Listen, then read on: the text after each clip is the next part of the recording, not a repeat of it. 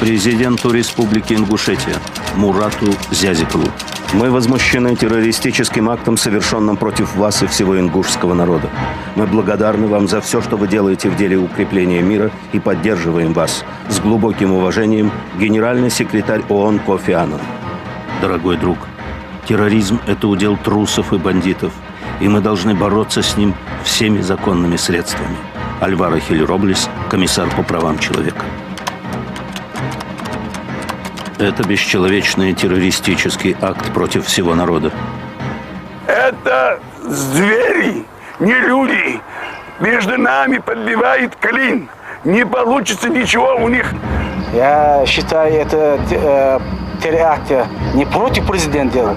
Это прямо дана пощечина ингушскому народу. Я уверен, что никому не удастся Ингушетию запугать.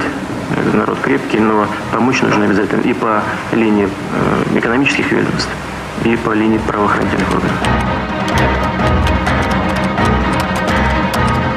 Абсолютно убежден и президент Российской Федерации, и вот я еще раз повторил его слова, что уверены, что ингушский народ и что руководство республики никакой паники и не поддается, и не поддастся, и не испугается.